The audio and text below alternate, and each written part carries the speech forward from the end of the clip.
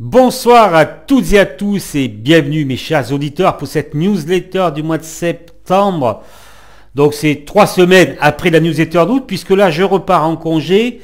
Bon, un trader n'est jamais vraiment en congé puisque évidemment je vais suivre le marché, ça va être très intéressant.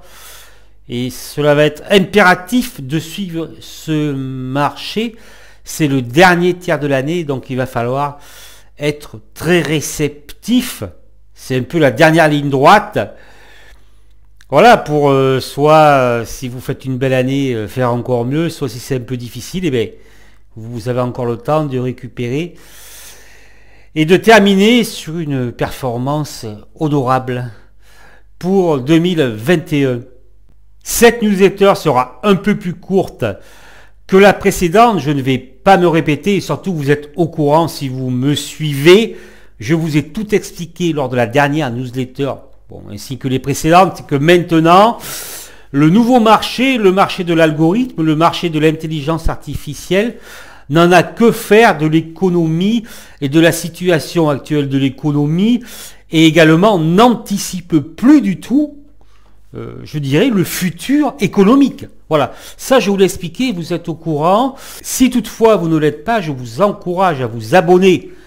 Et surtout, cliquez sur la cloche de notification pour être alerté des nouvelles vidéos et de regarder mes newsletters, d'aller également mes analyses techniques et surtout, c'est très important et je vous le recommande maintenant, de faire votre demande pour adhérer au groupe Facebook, le groupe que je gère sur Facebook, parce que maintenant nous sommes, voilà, il faut, je dirais, en avoir conscience sur un marché extrêmement cher, un marché le plus cher de l'histoire, une bulle fantasmagorique, donc il va falloir être averti, il va falloir sauver votre portefeuille, parce que maintenant c'est la mission, maintenant ça sera sauver votre portefeuille, parce que le marché baissier va arriver, peut-être pas maintenant, hein, mais cela arrivera et ça fera très mal sur les portefeuilles, et donc en étant sur mon groupe Facebook, vous serez averti, puisque voilà, moi je donne beaucoup d'informations.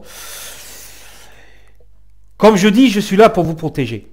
Donc, cela ne vous coûtera rien, et au moins vous serez averti, et vous saurez quoi faire, et au moins vous éviterez des pertes substantielles face au marché baissier qui va arriver avec une probabilité de 100%. Alors effectivement, je ferai un petit point sur l'économie, sur les news économiques, l'analyse des marchés depuis 3 semaines, mais dans cette newsletter, je vais parler d'un sujet parce que on m'a demandé effectivement de ce que je pensais des retraites, comment construire sa retraite, en gros la retraite, et c'est un sujet très important parce que maintenant le monde a changé, et effectivement, notamment les Français, beaucoup de Français sont inquiets par rapport à la retraite, donc quels sont les outils que l'on peut utiliser pour valoriser sa retraite, et je dirais avoir une retraite confortable. Donc c'est un sujet que je vais aborder, et puis je conclurai, je donnerai mon objectif sur le CAC 40, voilà, je vais vous expliquer tout ça, comment je vois la chose au niveau du CAC 40 pour le marché financier pour ces 4 derniers mois de l'année. Nous allons commencer donc par cette analyse. Et bien sûr, restez jusqu'au bout parce qu'après, ça va être très intéressant et surtout, il y aura ma conclusion. Le S&P 500 n'a jamais monté aussi vite en aussi peu de temps. Ça, c'était le 24 août avec 50 records. Vous vous rendez compte, 50 records depuis le début de l'année. Et voilà, et puis là, ça continue tous les jours. Bonne nouvelle, mauvaise nouvelle, enfin surtout mauvaise nouvelle. Voilà, ça continue. Nous sommes vraiment sur une bulle. La bulle la plus importante. Vous qui ne connaissez pas le marché, qui ne savez pas ce que c'est qu'une baisse, qu'une consolidation violente, vous croyez peut-être que non, il n'y a pas de bulle, et voilà, vous allez suivre les recommandations des analystes et des journaux qui vous disent d'acheter ce marché. Voilà, je vous le dis, si, et moi je ne suis pas un permabire, comme on peut dire, s'il y a vraiment une bulle, il y a de quoi s'inquiéter, mais ce que je veux vous parler, avant de faire le point sur les statistiques économiques et les marchés, bien sûr, qui ne tiennent pas compte de l'état actuel de l'économie, et qui en fait ça ne se reflète pas du tout dans les cours. Je vais vous parler de quelque chose qui est la dissonance cognitive. Est-ce que vous savez ce que c'est la dissonance cognitive? La dissonance cognitive qui est utilisée par l'univers médiatique présent sur les marchés financiers. La dissonance cognitive, c'est un inconfort psychologique, un état de tension désagréable qui vous fait douter. Et donc, si vous doutez, eh bien, vous allez faire des bêtises. La dissonance cognitive, et ce n'est pas difficile de s'en rendre compte, c'est que quand les marchés baissent un tout petit peu, mais vraiment de manière insignifiante, 2 ou 3 jours de consolidation, très faible, 2-3%, on va vous dire que voilà, c'est l'inflation, on va vous dire que effectivement les investisseurs sont inquiets par rapport au risque inflationniste, par rapport au tapering, c'est-à-dire la baisse des rachats d'actifs, la baisse des aides des banques centrales, ou alors le Covid. Voilà, effectivement, les confinements, etc., etc. Donc en gros, c'est vrai, il y a de quoi s'inquiéter. Je vais en parler après, de l'inflation. Bon, effectivement, les rachats d'actifs qui vont diminuer, mais bon, c'est logique, mais bon, effectivement, les liquidités vont diminuer. Le Covid qui est toujours là. Mais ce qu'on vous dit exactement 2-3 jours après, quand effectivement cette petite consolidation a été rachetée, on vous dit exactement le contraire. Qu'en gros, mais non, ce n'est pas grave. On vous dit que les statistiques baissent, justement, le tapering ne va pas arriver maintenant. Effectivement, le Covid, on va vous dire que voilà, mais la stratégie vaccinale fonctionne bien, etc. Donc, ce qu'on vous a dit 3 jours avant, on vous dit, mais non, c'est pas grave. Donc, en fait, cela vous embrouille. Vous êtes embrouillé, en fait. Et si vous lisez bien les news sur les sites internet boursiers, c'est ça tout le temps. Ce qui fait que vous êtes perdu. Voilà. Et ça, c'est une politique volontaire, la dissonance cognitive. Et donc, je dis qu'il faut faire très attention au bruit. Voilà. Parce qu'il y a beaucoup d'intervenants, les réseaux sociaux, les vendeurs de rêves, les vendeurs de formation. Il y a beaucoup d'intervenants. Et voilà, vous êtes perdu. Beaucoup d'informations. Et on vous dit ça un jour, le contraire le lendemain. Et donc, c'est ça la dissonance cognitive, ce qui fait que voilà, vous allez être complètement paumé, je dirais, et donc être mal psychologiquement. Et si vous êtes mal psychologiquement, ben vous allez faire des bêtises. Donc, il faut écouter les personnes, je dirais, fiables. Et ces personnes fiables, bien sûr, sont rares sur les marchés financiers. Voilà. Et souvent, vous allez vous en rendre compte à vos dépens. Voilà, vous allez les écouter, vous allez perdre, et après, vous aurez compris. Hein. Donc, faites attention, et vous le remarquerez.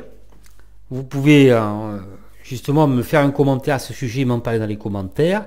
La dissonance cognitive, ce qui est nuisible pour votre trading, pour vos opérations, et pour, je dirais, la progression de votre capital, la dissonance cognitive utilisée par les médias, donc tout cet univers financier qui travaille contre vos intérêts. L'analyse économique depuis la dernière newsletter il y a 3 semaines, cette dégradation de l'ensemble de l'économie mondiale qui n'est surtout pas pricée par les marchés. Mais comme je le redis, il faut en avoir conscience, mais regardez vos graphes. Voilà. Tout est sur le graphe. Donc l'économie, vous dites, on devrait être à 3000 sur le CAC, mais non. Là, on est à 6700 points. Parce que c'est justifié graphiquement. Mais il faut être au courant. C'est-à-dire, il y a des moments, quand vous êtes trader, où il faut être plus prudent que d'autres. Voilà. Et là, c'est une période où il faut être beaucoup plus prudent que d'habitude. Commençons par le Covid. Bon, le Covid, je ne vais pas en parler pendant 3 heures. Vous savez très bien, voilà, si je dirais, vous êtes un peu perspicace, vous êtes un peu éclairé, vous savez où trouver les bonnes informations. Le Covid, il est toujours là. Selon une étude britannique, les effets de la vaccination s'estompent avant 6 mois. Et puis je pourrais citer comme exemple, dans l'état de l'Oregon, aux États-Unis, le masque va être réintégré. Mais également à l'extérieur, mais également pour les vaccinés. Voilà. Je ne veux pas en parler plus. Je vous dis simplement ça, et cela doit vous mettre la puce à l'oreille. Bon. Après, nous allons parler de l'inflation. L'inflation se généralise, les prix montent, que ce soit en Allemagne, que ce soit en France, aux États-Unis, en zone euro, où là c'est au plus haut depuis 10 ans. Mais là c'est toujours pareil, la dissonance cognitive, on va dire mais non, mais finalement, l'inflation c'est pas si mal, elle va pas durer, voilà, etc. La situation en Chine, nous avons un ralentissement économique en Chine avec des PMI manufacturiers et des services qui sont inférieurs à 50, qui repassent inférieurs à 50, et ça devrait suffire dans un autre temps. Voilà, ben les marchés auraient dévissé pour ça, dans une autre époque. Voilà. La production industrielle, les ventes au détail, il y a des problèmes sur les chaînes d'approvisionnement, des pénuries de semi-conducteurs. Donc au niveau japonais, nous voyons que Toyota va réduire sa production de 40% dès septembre et Volkswagen va suivre probablement. Donc on voit qu'il y a des problèmes au niveau de l'automobile et des équipementiers notamment. On reparle d'Evergrande, le mastodonte immobilier chinois qui est très endetté, on reparle de faillite, c'est sorti aujourd'hui. Voilà, ça, une chose comme ça, franchement, ça aurait été en 2008, on n'aurait pas perdu 1% aujourd'hui. Hein. Au niveau de la locomotive de l'économie mondiale, les Américains, bon, mais c'est quand même pas mieux. Donc, je rappelle que la consommation des ménages américains, c'est 2/3 du PIB. Le 6 septembre, c'est la fin des chèques Covid. On voit déjà la baisse considérable des dépenses des ménages américains. Donc, tout ce stimuli va disparaître. Et là, ça commence à se ressentir. Les ventes au détail.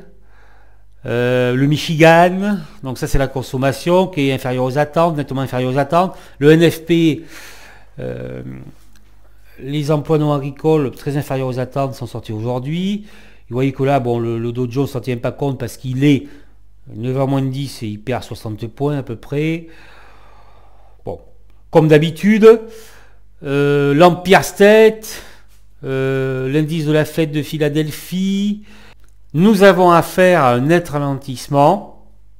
Voilà, et puis il y a tellement de liquidités sur les marchés qu'il va falloir réduire effectivement ces aides-là. Hein, parce qu'on voit que ça commence à déraper. Hein, ça, je l'ai déjà dit.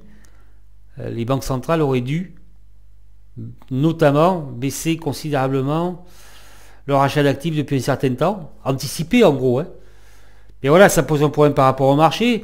Parce que les ténors du marché savent très bien que c'est une bulle gigantesque, ils entretiennent cette bulle. Voilà. Mais effectivement, si on baisse les liquidités, ben voilà, ils vont provoquer une correction. Voilà, c'est un peu, vous voyez, le serpent qui se mord la queue. Le chantage. Voilà, c'est du chantage. Et là également, il y a cette dissonance cognitive, parce qu'on vous dit les stats sont mauvaises, donc le tapering c'est pas pour tout de suite. Rosengren il vous dit qu'on va commencer à en parler en novembre-décembre et qu'on va baisser les rachats d'actifs à la fin de l'année, voire en début 22.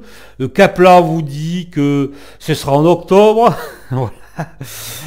Bon, Powell il dit quand même qu'il va falloir procéder justement à un allègement de ces rachats d'actifs. Donc bon, on dit toujours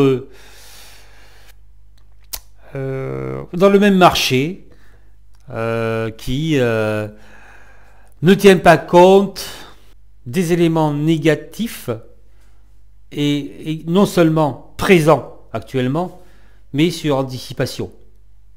Voilà. C'est tout ce que j'ai à dire. Analyser le marché, mais surtout regardez bien vos graphes. Donc maintenant, je vais faire le point donc sur le sujet qui m'était demandé, les retraites. Puis je donnerai mes perspectives, comment je vois les indices. Je vais me focaliser sur le CAC 40, notamment d'ici fin septembre, quelques semaines. Les retraites. Alors, je veux quand même dire que je ne suis pas un spécialiste.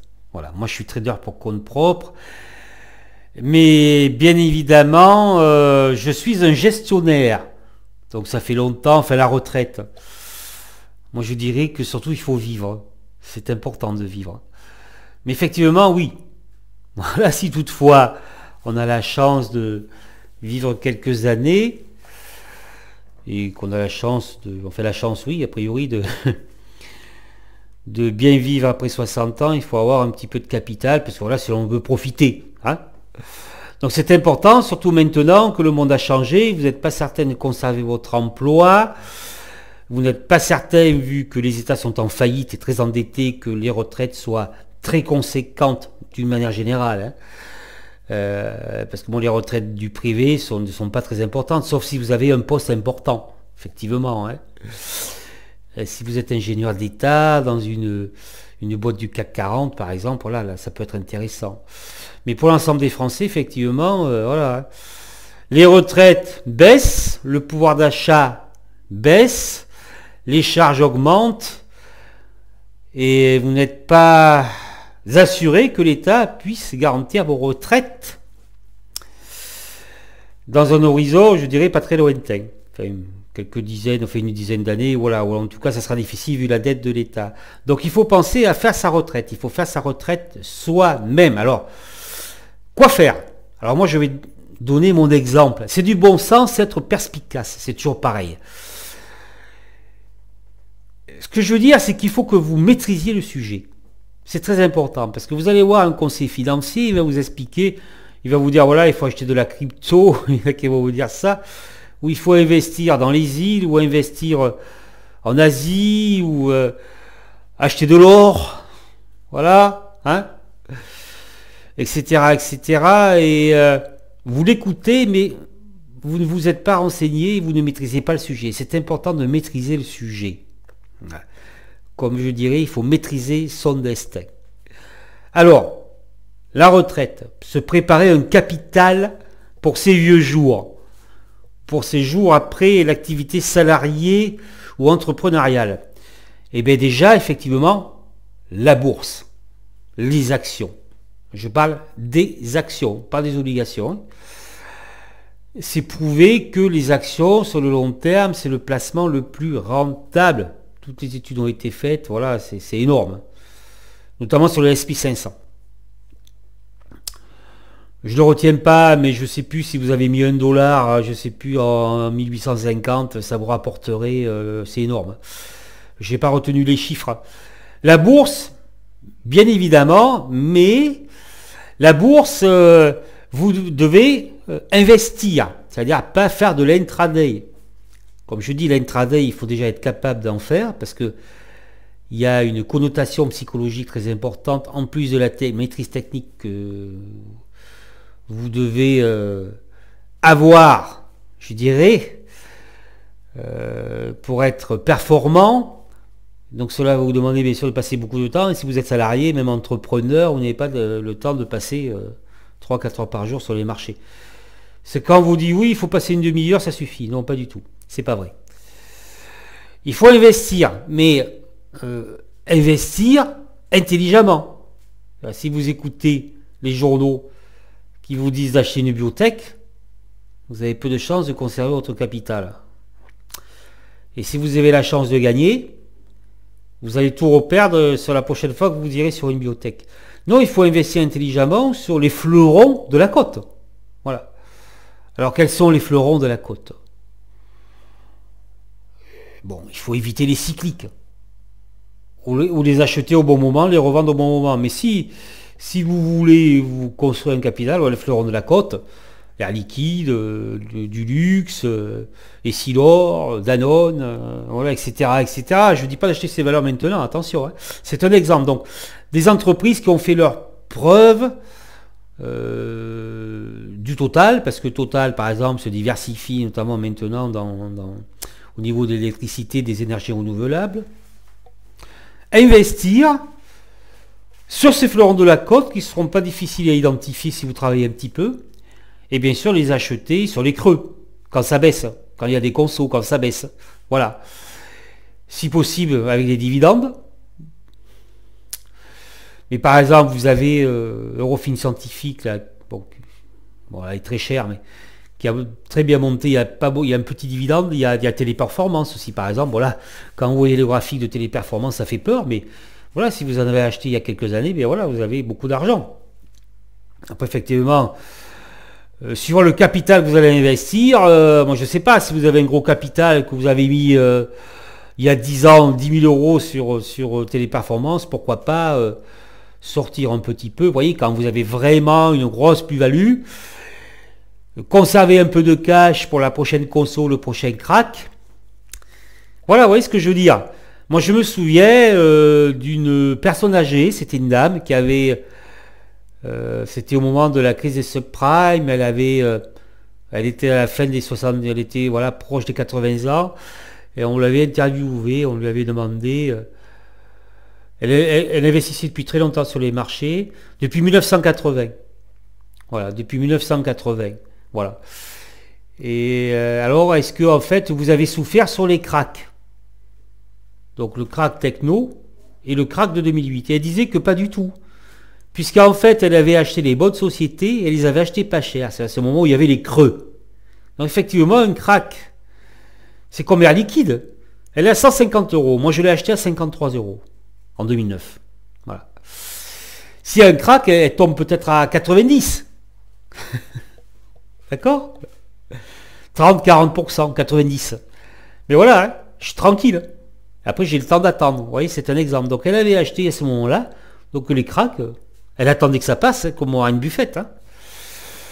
Donc, la bourse, oui, mais dans des entreprises de valeur. Et si l'entreprise ne distribue pas de dividendes, effectivement, il faut que ce soit une entreprise dont les résultats sont en croissance année après année. Eurofin Scientifique, par exemple. Voilà. Hein. Le rendement et la croissance. Mais... la retraite, ce qui est important, surtout si vous voulez préparer votre retraite, c'est la diversification.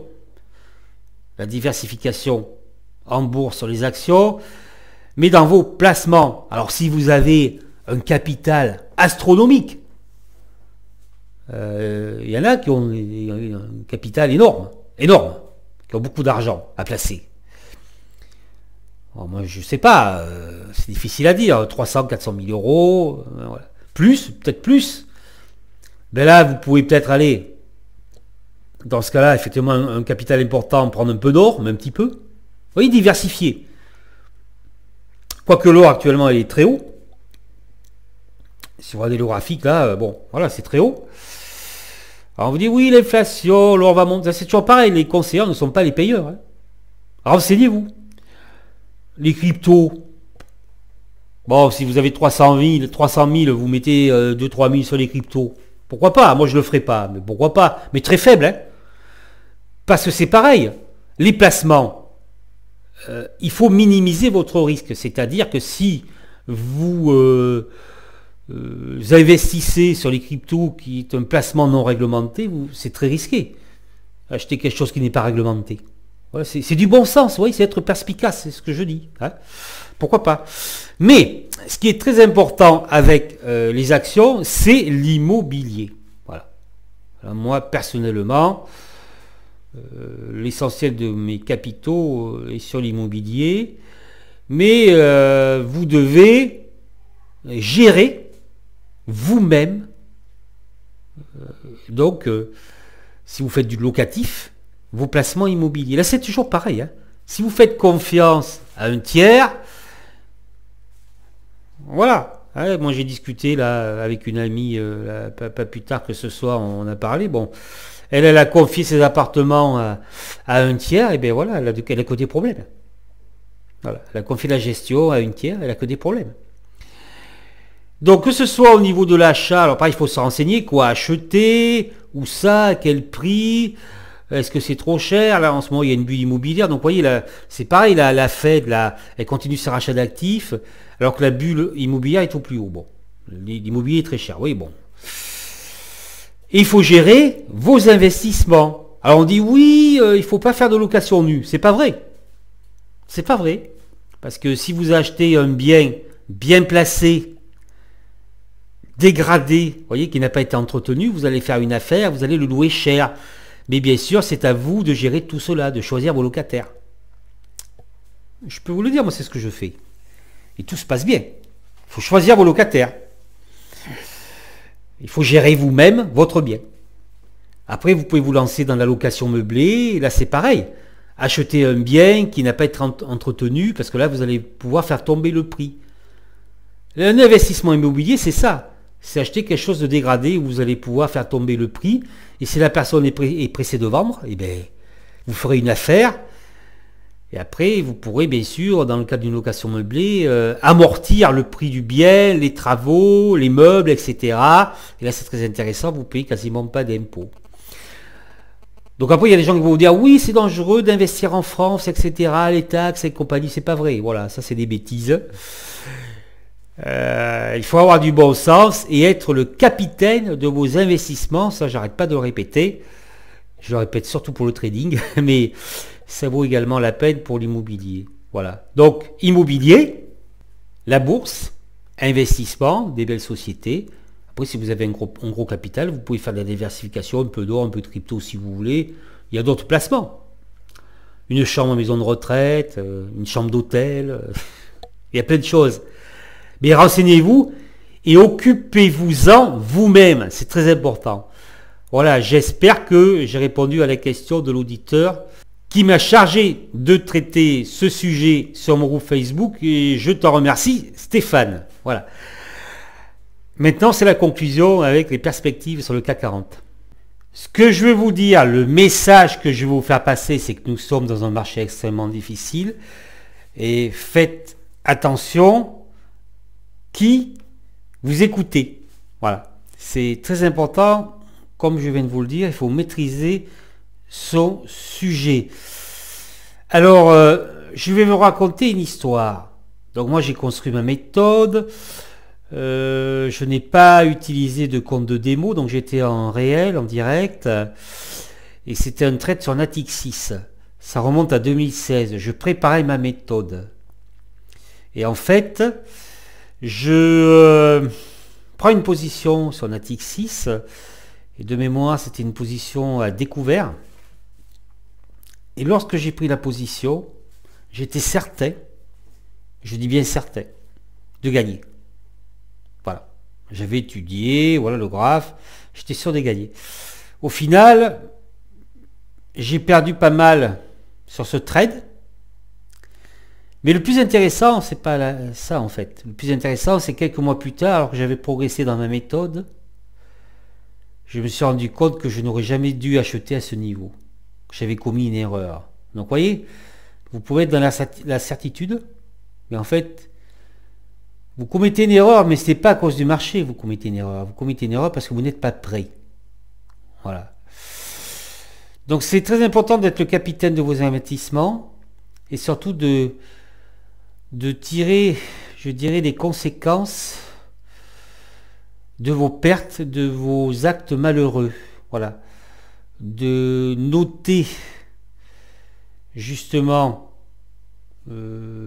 tous les trades perdants et d'analyser ces trades perdants. Il n'y a pas de secret sur les marchés financiers et je peux vous garantir, mes chers auditeurs, qu'il y a très peu de personnes de confiance sur les marchés financiers. Voilà. Effectivement, si je vendais des formations, si je vendais ce que je vous propose là, vous pourriez vous dire, ah oui, mais il prêche pour sa paroisse. Non. Moi, tout ce que je propose, c'est à vos dispositions et je ne vous demande rien en contrepartie. Donc si je vous le dis, c'est la vérité. Voilà. C'est surtout sur vous qu'il faut compter. Il faut justement tirer profit de vos erreurs. Et si vous commettez toujours les mêmes erreurs, ou je dirais des erreurs depuis des mois et des années, c'est que le trading n'est pas fait pour vous. Mais c'est tout à fait possible de réussir dans le trading. Le trading, c'est aussi bien du swing ou de l'intraday. Mais, voilà, il faut analyser vos erreurs. Donc, je vais vous dire franchement ce que je pense. C'est toujours pareil, si vous me suivez depuis de nombreux mois, vous vous en doutez. Moi, je travaille beaucoup, j'ai ma méthode, j'ai encore une performance positive, et notamment sur le PEA et sur mon deuxième compte titre. qui est, je dirais surtout le deuxième compte qui est assez conséquente pour le moment. Donc 6e année positive en cours sur mon compte principal de trading. Donc ce que je veux vous dire, c'est que malgré tout ça, je continue à travailler. Malgré ces performances, je continue autant qu'avant à scruter les graphes, à analyser les mouvements des algorithmes. Et j'évite, même si je dois me renseigner, j'évite le bruit. Tout ce bruit que l'on voit sur les sites internet, les réseaux, bon, je les évite pas mal, ou les forums. Et je tiens compte de ce que je pense. Voilà. Donc je maintiens une chute du CAC 40 d'ici la fin de l'année entre 5800 et 6000 points. Je vous dirai maintenant, à 4 mois de la fin de l'année, qu'on ne descendra pas en dessous des 6000. Qu'il peut y avoir une extension logarithmique, mais que les 6000 seront préservés. Pour le moment, comme je dis, il faut être très prudent, d'accord? Il faut éviter les certitudes.